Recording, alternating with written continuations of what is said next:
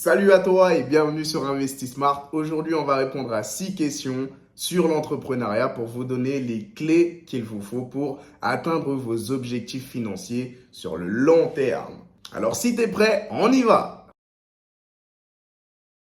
Alors, pour être un bon entrepreneur, il faut déjà avoir un projet qui réponde à un besoin de la société. C'est très important, c'est-à-dire qu'il faut choisir son projet, qu'il faut le penser. Il faut que le projet réponde à un besoin. Soit un besoin d'innovation, soit un besoin d'amélioration. Mais il doit d'abord répondre à un besoin, ça c'est la première chose. La deuxième chose, c'est de comprendre qu'une fois qu'on a pris la décision d'entreprendre, on ne fait plus marche arrière. L'ennemi féroce de la réussite dans l'entrepreneuriat, c'est le doute. Dès l'instant où vous commencez à douter, vous avez déjà perdu. Ça, c'est clair. Prendre la décision d'entreprendre, c'est le point central de l'entrepreneuriat. C'est avant qu'on se pose des questions et pas après.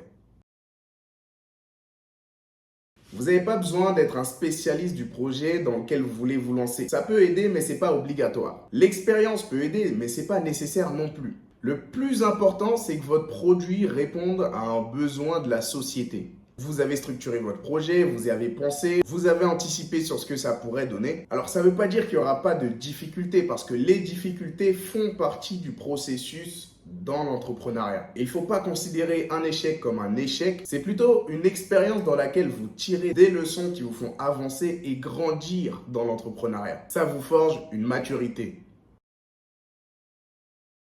Il y a des statistiques qui ont montré que plus on a d'entreprises, plus le pays se développe et mieux le pays se développe. Donc ça veut dire que le secteur privé, c'est assurément la clé du développement d'un pays. On n'est plus à l'État-providence. Le rôle de l'État, c'est pas de créer de l'emploi, c'est pas de créer de la richesse. Le rôle de l'État, c'est de créer un environnement favorable à l'entrepreneuriat, aux entrepreneurs, ce qui va leur permettre à eux, du coup, de créer de l'emploi et de créer des richesses. C'est ça, le rôle de l'État. Malheureusement, beaucoup de gens pensent qu'il faut forcément avoir de l'aide qui vient de l'extérieur. Aujourd'hui, avec Internet, vous avez toutes les informations que vous voulez. Le plus important quand vous montez une entreprise, c'est d'être outillé en termes d'informations sur ce que vous voulez faire, où vous voulez le faire, qui seront vos clients, pourquoi ils devraient venir chez vous et pas chez la concurrence, quelle est la pratique de ces clients, qu'est-ce qui les intéresse. Toutes ces informations, vous les avez aujourd'hui de disponibles. L'argent vient après parce que vous ne pouvez pas demander à une banque ou un investisseur d'investir dans votre projet si vous n'avez même pas encore fait vos preuves. Donc, cette première expérience, c'est votre responsabilité. Comment obtenir un financement alors que les entreprises financières sont perpétuellement en recherche d'argent? Rendez votre entreprise attractive. L'entrepreneuriat, ce n'est pas la solidarité, c'est du business. C'est une relation gagnant-gagnant. Qu'est-ce qu'il gagne lui, celui qui va vous financer? Posez-vous toujours cette question quand vous présentez votre projet à quelqu'un. Pensez à son intérêt d'abord parce que c'est lui qui va vous financer votre projet ou vous débloquer des fonds. Quel est son intérêt? Une fois que vous avez trouvé ça, vous avez la solution de votre financement.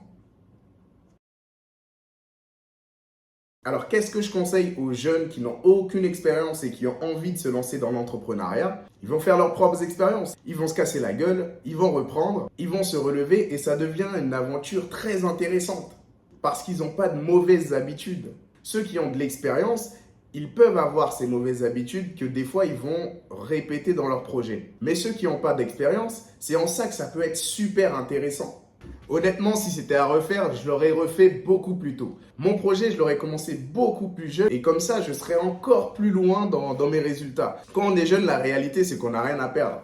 Alors que quand on a une femme, des enfants, c'est généralement là où les gens vont avoir quelques réticences pour commencer. Alors que quand on est jeune, comme on n'a rien à perdre, c'est le meilleur moment pour se lancer. Alors moi, ce que je vous dirais, lancez-vous le plus tôt possible et profitez au maximum de cette aventure incroyable.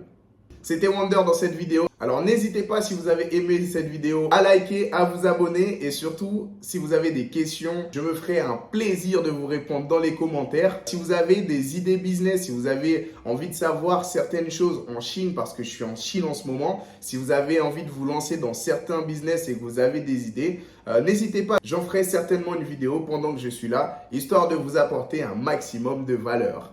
Alors grand merci à vous, je vous dis au prochain épisode. Allez, ciao!